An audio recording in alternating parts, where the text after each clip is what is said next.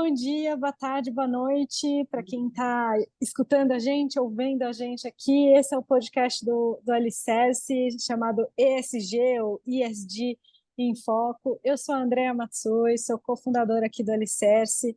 É um prazer estar aqui com vocês de novo.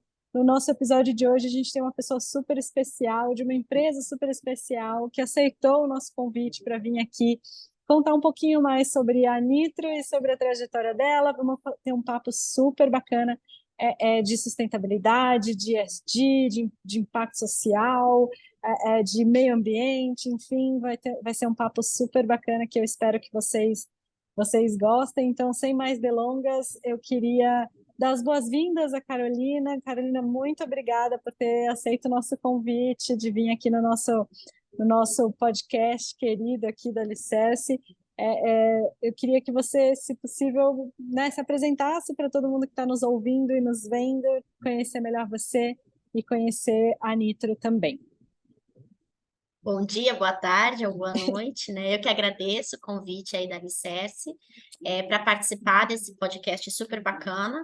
Então, eu sou a Carolina Sartori, mas todos me conhecem por Carol.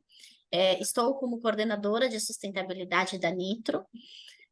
Eu entrei na Nitro como estagiária, então eu entrei como estagiária de engenharia ambiental, né? Sempre na área de meio ambiente, lá em 2009, e aí eu fui construindo a minha carreira dentro aqui da empresa, né? Então, eu passei de estagiária, depois eu fui para engenheira, né, com a posição de engenheira ambiental, sempre cuidando da área de sistema de gestão ambiental, das demandas ambientais da empresa, e aí depois eu virei especialista de meio ambiente e agora eu sou coordenadora de sustentabilidade aí com essa nova posição, com esses desafios aí que a gente vem enfrentando nos últimos anos. Falando um pouquinho da Nitro, né? Então, a Nitro, ela é uma indústria química e agora, recentemente, uma indústria também do agro. A Nitro, ela tem mais de 80 anos de história. Então, ela começou em São Miguel Paulista, né, na zona leste de São Paulo, no extremo leste de São Paulo, como uma indústria química, uma indústria de base. Então, o nosso principal produto é a nitrocelulose, que é uma resina que é utilizada muito em repintura automotiva, acabamento de couro e madeira, cosméticos, né, na área cosméticas também. E de uns anos para cá, de uns mais ou menos uns 5 anos para cá, a Nitro entrou para o mercado agro. Então, em 2019, a Nitro comprou a primeira empresa do agro, né, que ela fica na unidade em Cesário Lanche. Então, foi a primeira empresa do agro que a Nitro comprou. E, no decorrer dos anos, a gente veio comprando outras, adquirindo outras empresas, né, incorporando outras empresas, sempre do segmento agro. Então, hoje a gente tem uma unidade em Cesário Lanche, uma unidade em Rondonópolis, no Mato Grosso, uma unidade em Sertãozinho, e a mais recente, que é a unidade em Várzea Paulista. Além disso, né, antes da gente entrar no agro, a Nitro também comprou 2 empresas fora do Brasil, que é do segmento químico, né, que é uma indústria em Atlanta e outra no Uruguai. Então, a Nitro vem expandindo, né? A gente cresceu aí em números de pessoas nos últimos anos mais de 50%. Então, a gente era uma empresa relativamente pequena, mas quando a gente entrou, incorporou o agro no nosso negócio, a gente vem expandindo as nossas operações aí muito, muito forte, muito dentro do agro. Em grandes linhas, a Nitro é isso. Legal, muito bacana. Parabéns pelo crescimento, né? Acho que é super bacana ver as nossas empresas aí crescendo. Mas conta um pouquinho, então, agora que você já, né, se apresentou, a sua trajetória super bacana de crescimento dentro da empresa e um pouco da atuação da Nitro. O que é ESG dentro da Nitro, né? Conta um pouco para a gente como que você vem estruturando ao longo da sua trajetória inteira, né, a atuação ESG da Nitro e quais são os principais pilares hoje. Claro. Bom, a Nitro, por ser uma indústria química, ela sempre foi muito preocupada com as demandas ambientais, né? Então, tanto toda a parte regulatória quanto o sistema de gestão, né? A Nitro é signatária da Biquim, então dentro da Biquim a gente tem um programa chamado Atuação Responsável, que são requisitos relacionados muito à saúde, segurança e meio ambiente. Então, a Nitro sempre teve essa pegada bem ambiental, bem preocupada com o meio ambiente, com as questões de emissões atmosféricas, de descarte de resíduos, enfim. E aí, em 2016, a gente começou a nossa trajetória de sustentabilidade, né? Então, lá em 2016, a gente fez a nossa matriz de materialidade. Então, a primeira matriz de materialidade que a gente fez foi em 2016. E aí, no ano seguinte, a Nitro publicou o seu primeiro relatório de sustentabilidade de 2016, referente a 2016, com a metodologia do GRI, né? Sempre aí pensando nos indicadores de sustentabilidade globais. E desde então a gente começou a criar essas agendas de sustentabilidade, né? Então, todo ano a gente publicou, então desde 2016, 2017, a gente publica os nossos relatórios de sustentabilidade, o último saiu aí tem uns 3 meses, e aí a gente mostra a nossa evolução. Quando começou essa onda de ESG, de uma sustentabilidade, dessa preocupação maior com as demandas ambientais e sociais também, em 2021 a gente faz a nossa primeira estratégia de ESG. Então, a gente constrói a nossa agenda 2030, né? Preocupada aí com os ODS, né? Todas as demandas que vêm da ONU, a Nitro constrói a sua agenda 2030 em 2011. E aí, em 2011, a gente dividiu essa estratégia em 2 pilares, o pilar planeta e o pilar pessoas, né? Então, dentro do pilar pessoas, a gente tem 3 metas relacionadas às pessoas dentro da empresa, né? Então, quando a gente fala das pessoas dentro da empresa, são as relações justas de trabalho, né? Então, como que a gente equipara essas relações com tantas unidades diferentes, com tantas culturas diferentes. A outra ambição é a diversidade, né? Então, espelhar a diversidade dentro da empresa também é um assunto bastante latente, forte aqui dentro da Nitro. E o último é olhar para fora, não menos importante, mas é olhar para fora, né? Então, como estamos atuando na sociedade, né? Onde atuamos, né? Nas regiões onde atuamos.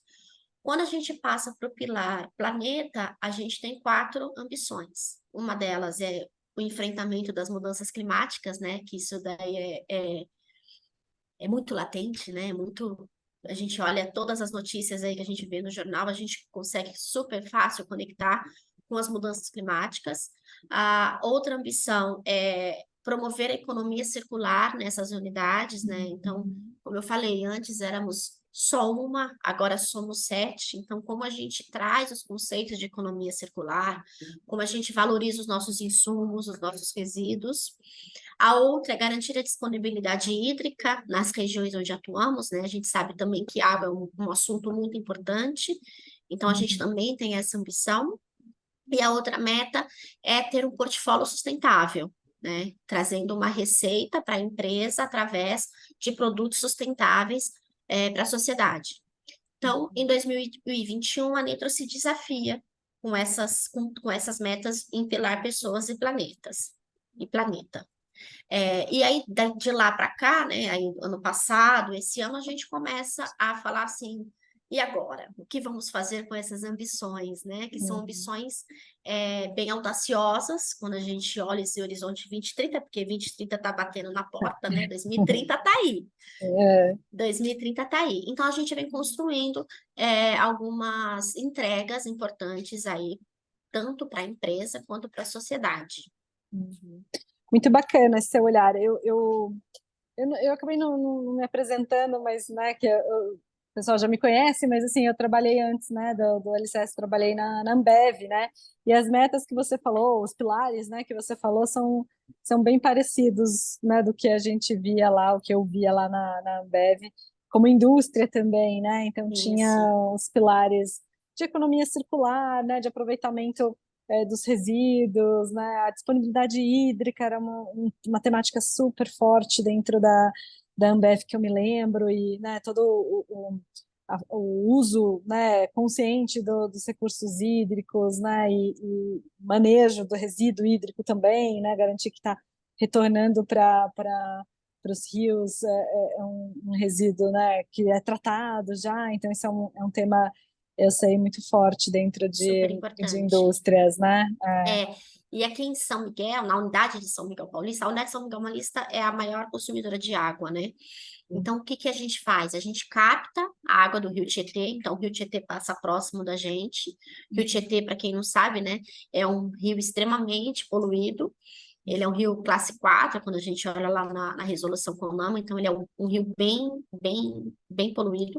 Então a gente capta essa água, a gente trata, então a gente tem uma estação de tratamento de água dentro da empresa, a gente trata essa água, a gente usa no nosso processo, né, para fabricação dos produtos.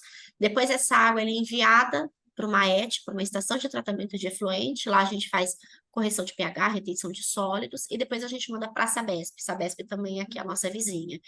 E aí a Sabesp faz um segundo tratamento. Então, uma parte ela manda, devolve para o rio, e a outra parte ela faz o reuso de água. Então, a gente fala que a gente devolve a água para a natureza mais limpa do que a gente Mais limpa do que... captou. Uhum, uhum. Exatamente, né? Então a gente tem essa característica bem peculiar aqui em São Miguel, né? Então a gente não consome água de poço artesiano para os nossos processos, né? A gente capta essa água que teoricamente ninguém vai usar, né? É, Então, é. Mas me conta um pouquinho, você comentou de São Miguel Paulista e as outras unidades, né, que a Nitro tem, Sertãozinho, eu não anotei todas, mas Sertãozinho, uma isso, delas, né, que você falou. isso. Me conta um pouco desse desafio, né, de atuar em muitas localidades diferentes. Vocês estabelecem né, os pilares de atuação do ponto de vista mais macro, né, mais estratégico da companhia. Como você desdobra isso em cada uma das suas unidades? Vocês levam em consideração, né, o contexto, a realidade de cada lugar, enfim, como que você consegue fazer esse desdobramento e ao mesmo tempo mantendo, né, a unidade macro, né, dos pilares e tudo mais. Imagino que deve ser desafiador porque cada unidade tem Desafiador. né, o seu jeitinho, né, o seu contexto, É, os seus desafios, né? é desafiador, né? Por isso que a gente tem aquela meta, quando a gente fala de pessoas, de equidade aí, de relações justas. Mas quando a gente fala da parte ambiental, a gente teve esse desafio de estruturar esse reporte de informações, por exemplo, de economia circular, né? Então, cada unidade, como você falou, tem o seu jeitinho. A gente tem grandes dificuldades quando a gente sai de São Paulo e a gente vai para o interior ou vai para fora do estado, de homologar fornecedores que são recicladores ou que façam um destino mais nobre para este resíduo. Então, a gente tem, acho que quando a gente fala de economia circular, a gente tem muitos desafios, né? Não só a Nitro, né? Mas eu acredito que todas as empresas têm muitas dificuldades, mas a gente foi. Então, a gente tem que entrar na unidade, a gente tem que conhecer, a gente tem que entender as dificuldades, entender as oportunidades, né? E levar esse conceito principalmente para a ponta, para a pessoa que está lá no dia a dia, de olhar um resíduo e falar assim: eu acho que esse resíduo aqui a gente não precisa descartar para o aterro, e se a gente pensar numa reciclagem, né? Então a gente tem que plantar sementinha, né? Eu costumo dizer que a sustentabilidade, o meio ambiente é trabalho de formiguinha, né? É um trabalho muito de conscientização da pessoa enxergar que aquilo pode ser valorizado, né? Que não é só julgar. Então a gente tem esse trabalho grande de conscientização. E esse ano a gente fez muito isso, porque tinha unidades que tinham muitas dificuldades até de entendimento, assim, o que é um resíduo assim, o que é um resíduo assado. Uhum. Então, a gente tem esse trabalho muito forte de conscientização. E fora esse trabalho da conscientização, também agora a gente tem esse trabalho de receber os dados, trabalhar os dados e auditar os dados, né? Uhum. Mas é um trabalho muito, muito árduo, mas que dá muito retorno, né? Porque a gente Uhum. começa a enxergar, a gente estava até fechando umas informações aqui hoje, eu falei assim, nossa, olha, como a gente já avançou em Avançou, 2023, Uhum. quando a gente já está agora em dezembro, então a gente já está começando a fechar algumas Os informações, aí você números, fala, né? Uhum. os números, você fala assim, caramba, então tá dando certo, sabe? Então, é Uhum. muito bacana. Quando a gente fala de Legal. mudanças climáticas, acho que o desafio mesmo, né? É ter as informações, uma base de dados forte para a gente trabalhar. Então, assim, hoje a gente tem essas emissões. O que que a gente vai fazer com essas emissões? Então, hoje a gente já tem muito mais estruturado. Quando a gente fala de emissões atmosféricas, a gente começou muito ano passado, fortemente, essa conscientização. Então, a gente tem hoje uma plataforma bacana, que o pessoal das unidades colocam os dados, então a gente tem os relatórios mais consolidados, mais corporativos, que a gente consegue atacar para saber qual é a unidade que tem mais emissões, o que que a gente vai fazer. Então, quando a gente fala de mudanças climáticas, a gente está justamente nessa etapa. Temos este relatório, então agora quais são as estratégias para a gente ser uma empresa, atingir a neutralidade, ou ser uma empresa carbono neutra até 2030, né? Então a gente está exatamente assim, construindo a Legal, estratégia da descarbonização. legal. E a tua equipe, você falou um pouquinho, né? Vocês dividem entre as unidades. Como é que a equipe é dividida? Você tem é, é, uma equipe de sustentabilidade em cada uma das unidades, ou você tem pessoas das áreas, né, das unidades locais que são seus pontos chaves ali, mas eles não são da área de sustentabilidade? Porque eu lembro, né, das conversas né, das estruturas que eu me lembro da Ambev que eu trabalhava. A Ambev tinha uma equipe de sustentabilidade em cada unidade, mas eu sei de outras indústrias de não ser esse o caso, né? De ter alguém lá da produção, ser alguém responsável em ter um contato com a área de sustentabilidade mais corporativa, ou alguém da área de qualidade, alguém da área, né? Enfim, cada sub-área dentro das unidades ter esse contato com sustentabilidade corporativa. Como é que está dividida É, a equipe? a gente tem a sustentabilidade corporativa, mas em cada unidade eu tenho um ponto focal. Como a gente Legal. está dentro da Diretoria de Saúde, Segurança e Meio Ambiente, e segurança, né, é um valor assim, né, É. inegociável, principalmente quando a Uhum, gente fala de indústria química, então todos esses claro. conceitos de saúde e segurança a gente cascateia para o agro. Então, como a gente tem pessoas dedicadas para a área de saúde, segurança e meio ambiente, essa pessoa acaba sendo a ponta final lá da sustentabilidade, né? Que a gente Legal. tem meio ambiente e Uhum, sustentabilidade. Então, eu tenho sim uma pessoa dedicada para reportar essas informações e para buscar essas informações, como você falou, com o pessoal da produção, ou com o pessoal da uhum, qualidade, que está lá uhum. e que consegue também fazer as auditorias, né? Legal, bacana. Me conta um pouco mais, então, agora você já contou um pouco da parte ambiental, Carol, me conta um pouco do social aí, né? Assim, eu puxar a sardinha aqui para o nosso lado, né? O Claro. Alicerce é uma organização, um negócio de impacto voltado para a educação de base, né? Então, eu falo muito aqui no nosso podcast, a missão do Alicerce é trabalhar por uma educação de qualidade, né, educação básica de qualidade, garantir que as pessoas consigam de fato se comunicar, né, comunicação oral escrita, um mínimo de raciocínio lógico, matemática. Então, assim, nosso sonho grande é garantir que os brasileiros estejam, né, aprendendo de verdade, saindo da escola, né, tendo absorvido todo o conteúdo que deveriam absorver. Então, esse é um pouco do nosso sonho e objetivo enquanto missão, né, da organização. Então, a gente tem esse olhar muito forte para a educação, e a educação como um degrau para uma melhor oportunidade de vida. Então, esse é um pouco da nossa missão. Então, te ouvir um pouco como é essa atuação mais social, no, o S do ESG, né, O S. eu sempre provoco as empresas, assim, que eu acho que o S ainda precisa ser melhor trabalhado dentro das empresas, né? Acho que a parte ambiental, principalmente indústria, mas não só indústria, acho que a indústria, obviamente, evoluiu muito nesses últimos anos em relação a como conduzir, como trabalhar a parte ambiental, e isso é muito evoluído hoje, mas a parte do S ainda não tanto, né? E assim, eu estou falando enquanto não só, né, das indústrias, mas enquanto Brasil, enquanto mundo corporativo, a gente ainda precisa avançar muito nesse S, né? Então, conta um pouco para a gente o que vocês têm feito, quais são as estratégias, né, os objetivos da parte do S, do SG. Quando a gente em 2000 eu nem cheguei a contar, nem quando eu fui falar da história da Nitro, eu nem comentei, mas em 2011, né, a gente Uhum, era do Grupo Votorantim, e aí em 2011 o Grupo Faro Capital comprou a Nitro. Então, né, então em 2011 a gente deixa de fazer parte do Grupo Votorantim. uhum, E aí, quando a gente fala de responsabilidade social, né, do S, era muito ligado ao Instituto Votorantim, né? Então, a Nitro uhum, tinha as suas ações via Instituto. Quando a gente sai da Votorantim, a gente precisa caminhar com as pernas, com as nossas próprias pernas, né? uhum, Então, a gente começou a buscar, a estruturar essa área de responsabilidade social, que até então não existia. Então, a gente começou primeiro a fazer projetos pontuais, um projeto aqui, um projeto ali. E aí, quando a gente começou com essa onda de sustentabilidade em 2016, né, a gente parou e falou assim, não, calma, o que que a gente quer, né? Esses Uhum. projetos sociais, o que que a gente quer de retorno?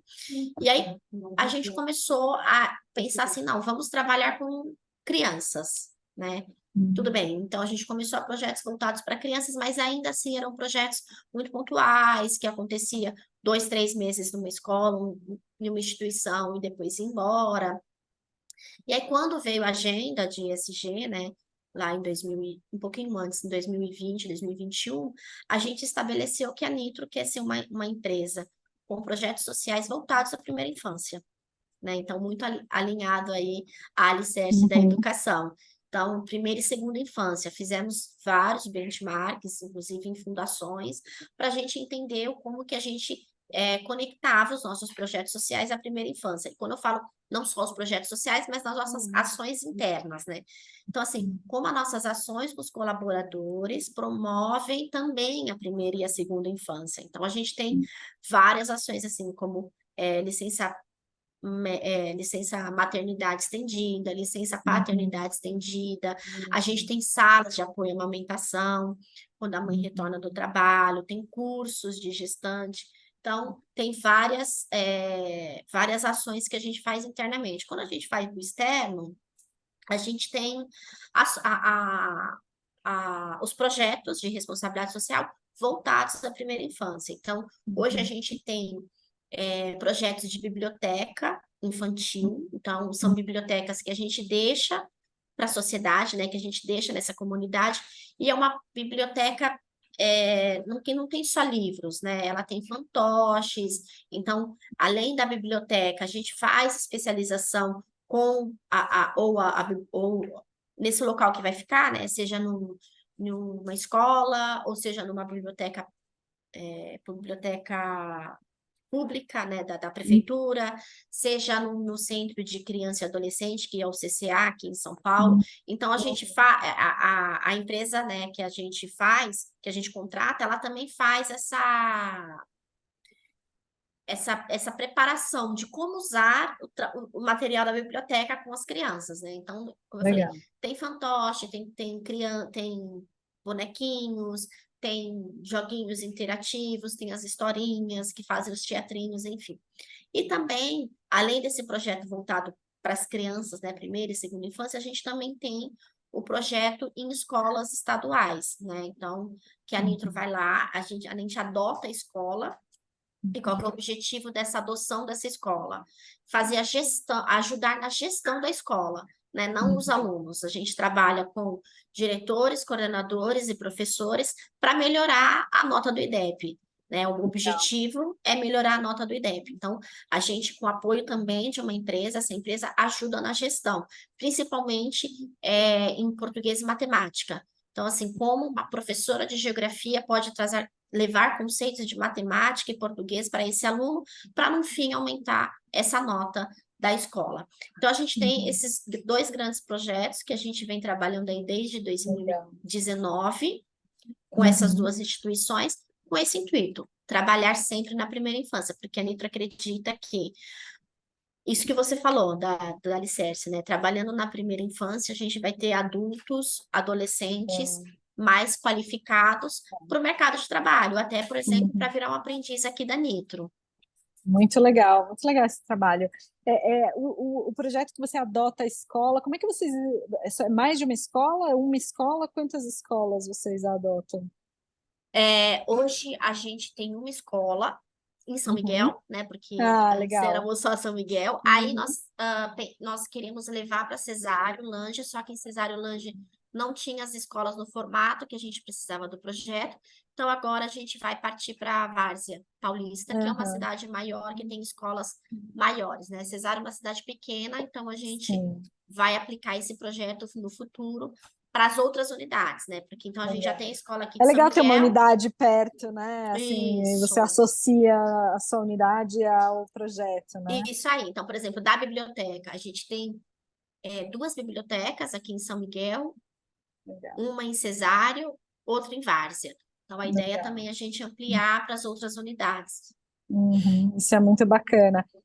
Esse trabalho, né, de ajudar as escolas e ter esse olhar do IDEB, o português e matemática é a nossa principal bandeira aqui da Alicerce, né? Como é que a gente faz com que os alunos estejam na escola e vão recuperando a aprendizagem em português e matemática, né? A gente sabe que a realidade hoje da rede pública é uma realidade de trabalhar com alunos muito heterogêneos, né, em termos de níveis, então a professora fica refém um pouco da heterogeneidade dos alunos, né, em sala de aula ela tem que cumprir o currículo escolar e não tem muito tempo ali para se dedicar para recuperar aquele aluno, né, que de repente está com uma defasagem um pouco acima do padrão, ela não tem tempo hábil, né, para trabalhar esse aluno, então a gente acaba todo o nosso pleito aqui no Alicerce vamos trazer esse aluno para um tempo à parte do ensino regular e trabalhar essa recuperação